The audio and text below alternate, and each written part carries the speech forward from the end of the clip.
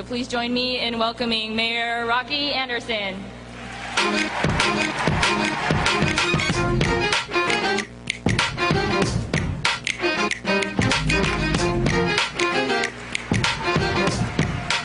Well, thank you. These past several years, we largely have been a nation of sheep. But we are here tonight and this weekend to transform this into a nation of power-shifting bulldogs.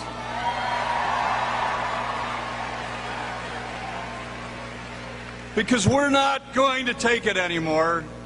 We're not, through silence and complacency, going to be part of the problem. We have the solutions. We know the solutions, and we're going to do whatever it takes to achieve them. We have lived these last several years in a national culture of obedience, and consider what that culture has wrought. We allowed ourselves to be lied into an illegal, immoral, disastrous war. We sat back while a president and Congress buried us in historic debt, which you and your children will have to pay off. We even sat back and permitted people to officially sanction the kidnapping, disappearance, and torture of people. For the first time in our nation's history, officially sanction that in our name.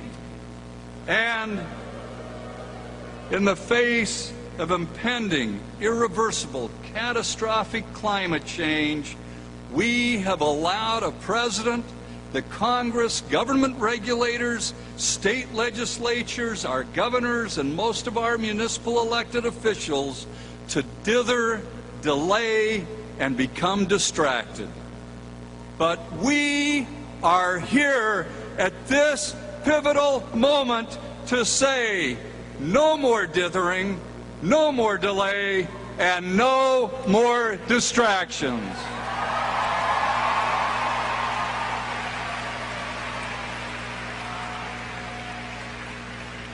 Of course, elected officials have dismally failed in the performance of their jobs. Of course, many of them have displayed appalling ignorance, and of course they should and must be held accountable.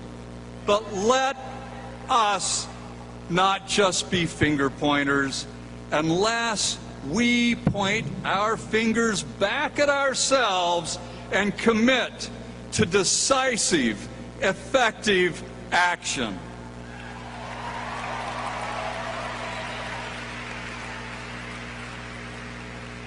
Let us really mean it when we talk about shifting power.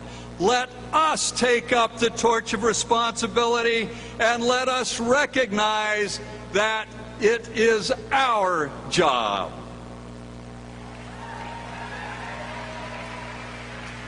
We won't see sufficient measures to combat climate change without every one of us pushing and pushing and pushing some more. It will be really tough. We have to be ready for that. We have to be committed to that. And it will take sacrifices. But let it be known that we are up to the task.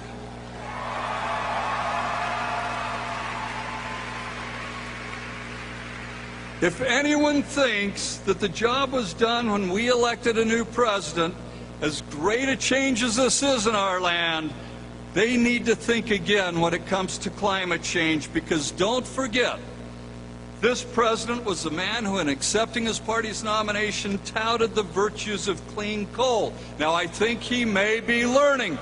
We will help this administration learn. And for the sake of those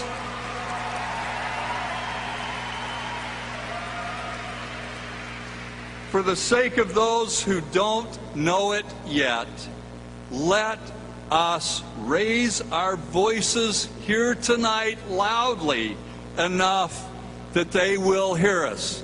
They're only a few blocks away there at the Capitol and down at the White House.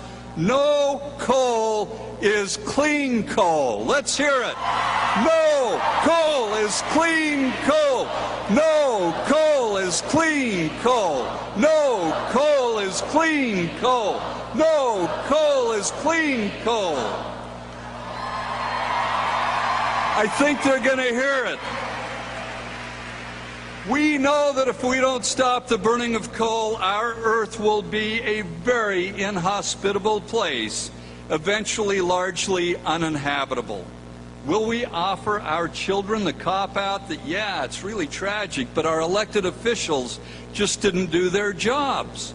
Or will we be able to tell them, yes, we reverse the trend toward cataclysmic climate change because we, the people, finally stopped blaming others and we took up the charge ourselves?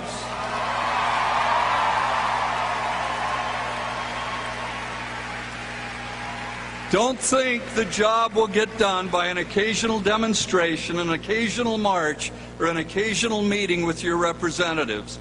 We need to push every single day with a unified message as if it's a matter of life or death, because it is a matter of life or death.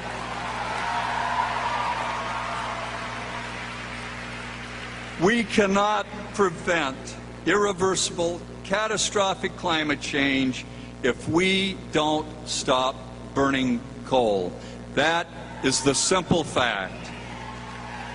From this day hence, let every city council member, every mayor, every state legislator, every governor, every representative in Congress, and our president know that they will never be reelected, that they will never have our support if they don't do all it takes to end the reliance on coal.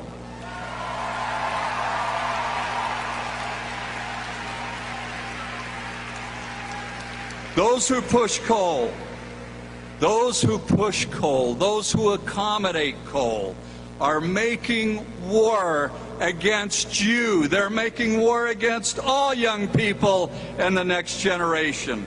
They are destroying species. They are destroying our atmosphere and rendering our world inhospitable to life.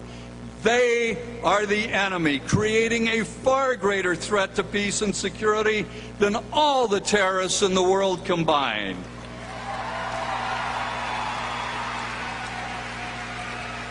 If we don't fight them to a degree that corresponds to the harm they are causing, then we are complicit.